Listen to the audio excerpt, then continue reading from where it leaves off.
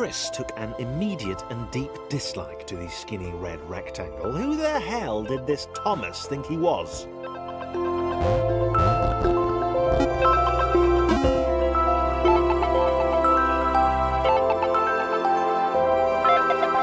Chris had been doing fine. He wasn't the highest jumper, but he'd held his own. He'd even been graceful at times.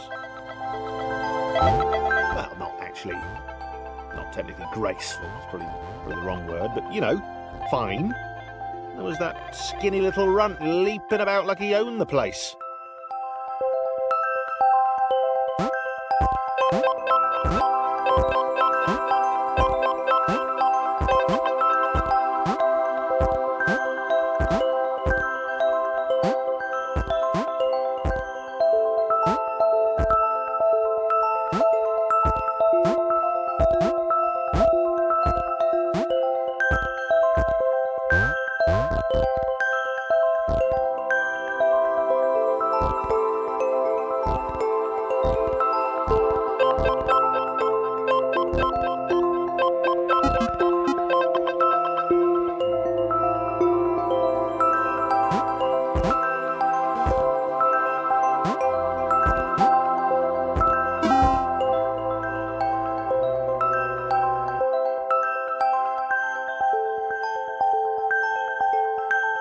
Okay, this was more like it.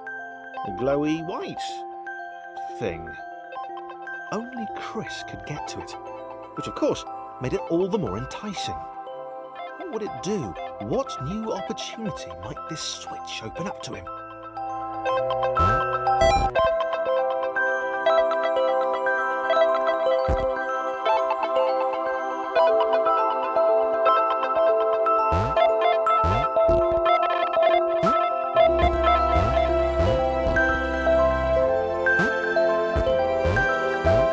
Great. Another chance for Thomas to jump slightly higher than Chris. How fortunate.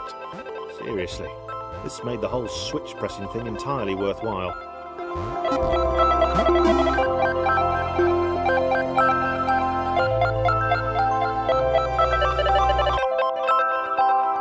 Was this good? Because on the surface, it did not seem good. Chris was pretty scared. Little Red seemed fine. Happy to be on his merry little adventure. Chris couldn't shake the feeling that things had taken a significant turn for the worse since Thomas had joined him. Sure, he'd been able to piggyback his way to ever so slightly higher platforms, but where had that got him? Well, to ever so slightly higher platforms, which was sort of his point.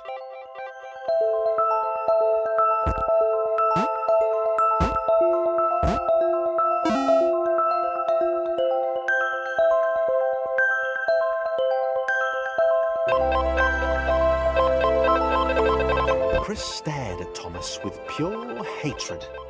He seemed so very happy at their situation. Friends together, a brave fellowship of quadrilaterals on a quest for greatness. That would be fine. But it was all the obvious observation that Thomas was doing which grated.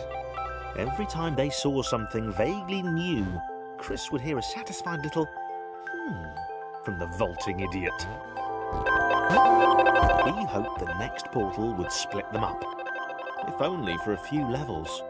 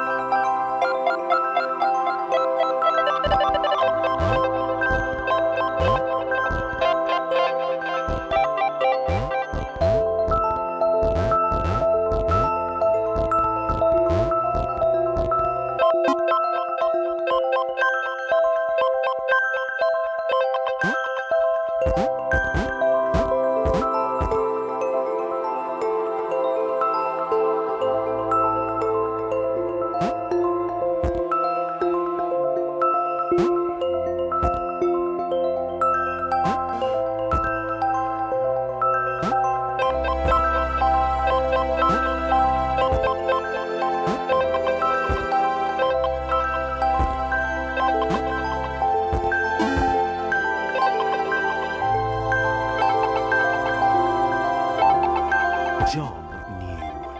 He knew that This was his chance, a moment to shine. This was game day.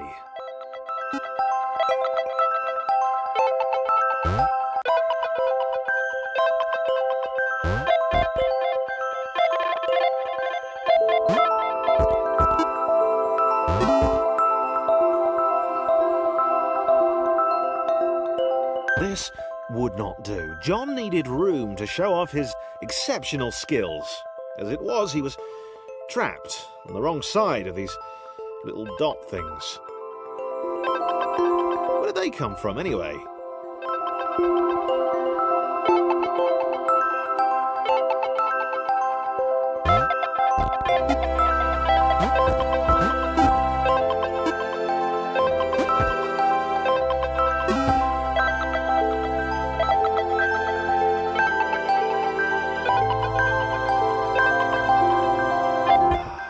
John inhaled the air of the open space, and it smelled of awesome. Time to flex those muscles, to put his training to use, time to show those little dots how it was done.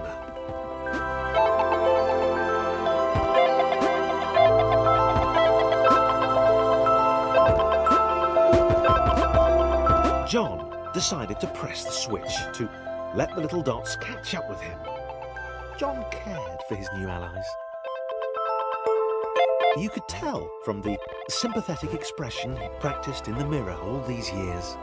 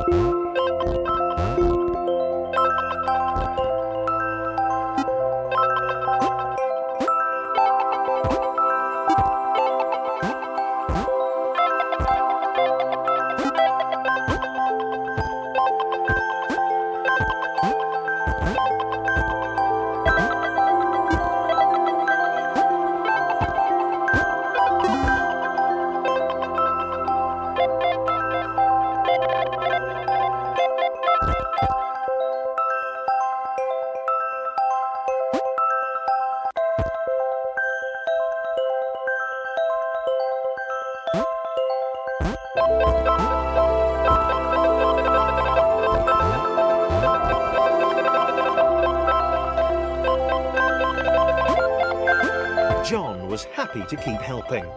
He felt it was important to his image that he was seen to help the little guys.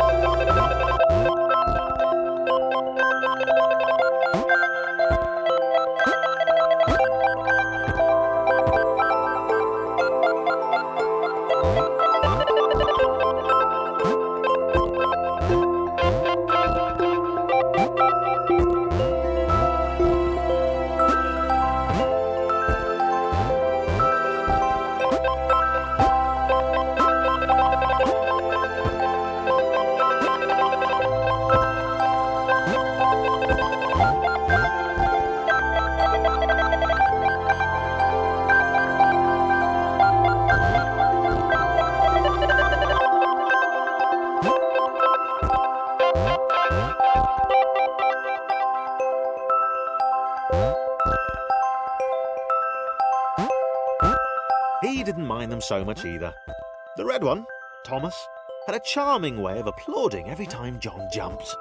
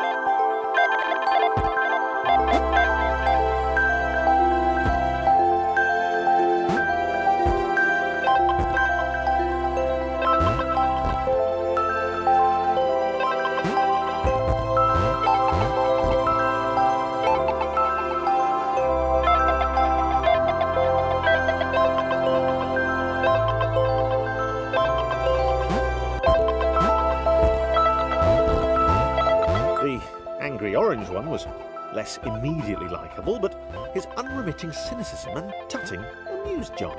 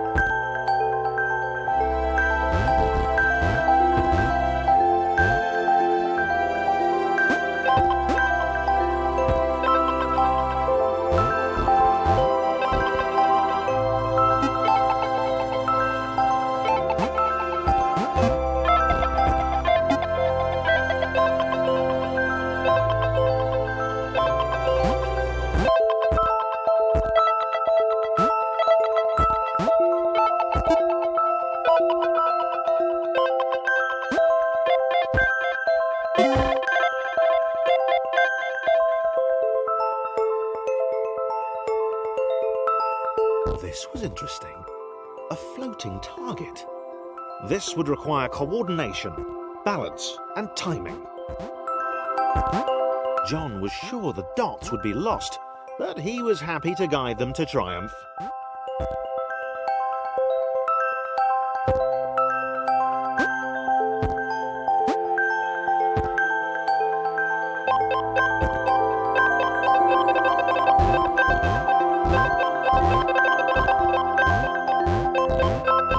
Maybe that's what the dots were for. They were there to extend John's reach, to make his performance even more impressive. John liked the thought. He decided to keep them.